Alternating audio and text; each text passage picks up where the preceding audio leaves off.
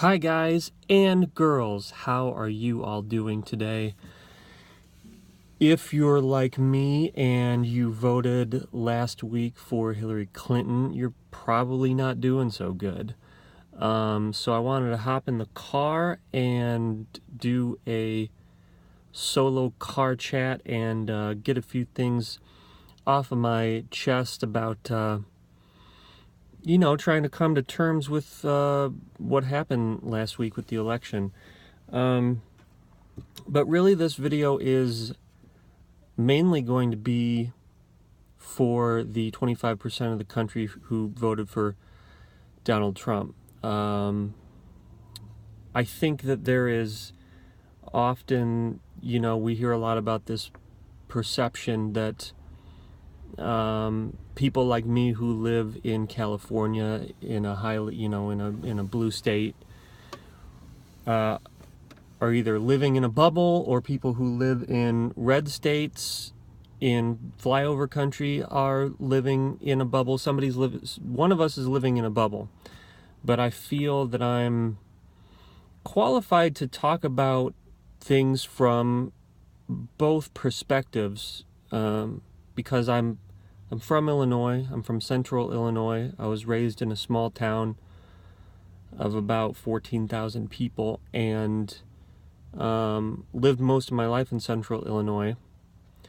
But I've also lived in Chicago. I lived in New York City. I live in Los Angeles now. And so I feel like I have seen enough of both sides of this thing to have some perspective on the matter. And my message really to people who voted for Donald Trump, quite simply, is this: you have been conned.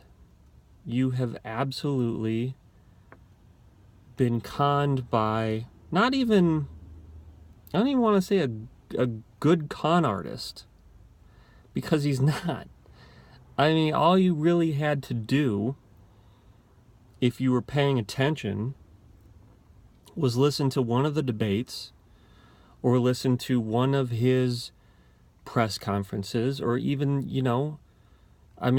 just listen to anything that came out of his mouth over the past year and a half or before that, to realize that he does not have any idea what he's talking about. He does not have any idea what he's doing. Needless to say, 58, 59, whatever it was, million people disagree about that. But I don't know. It's really tough for me to understand how one person could vote for him after everything that he said. So here's the deal. You either don't care about the racist, xenophobic rhetoric coming from him, or you're willing to look, you're either willing to look past it, you don't care about it, or you agree with it. So either way, that's not cool. And if you are willing to look past it and you voted for him because you think that he is going to implement policies and do things within his administration to make your life better, you've been conned. You are wrong, and you're not very bright. Sorry. If you voted for Donald Trump, you're not a very bright person. I voted for Obama twice, and I was very hopeful, obviously, that he was going to win. But if John McCain had won, or if Mitt Romney had won, I would not be making a video like this. I would disagree with probably a lot of the policies that they would have put in place as well, but I would never be fearful for the entire country being thrust into a conflict or being thrust into anything that could have some serious long-lasting implications. And so here's the deal. If you're somebody who voted for Trump, I want you to take a snapshot of your life right now, about 2 months before he's sworn in. Take a snapshot.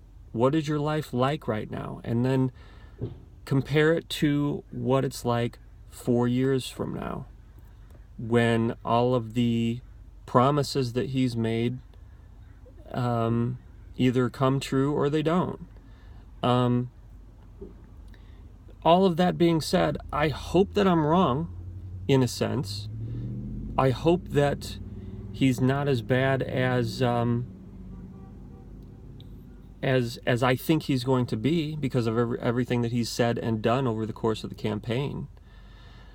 And I hope that I'm wrong, because I want people's lives to improve. I want people to be able to live better lives, more productive lives, happier lives. Somebody said to me here in Southern California, I was upset about the election, and they said, look, you live in California. It's not going to affect you one bit. And I said, that's not what I'm concerned about. I know that it's probably not going to affect me too much.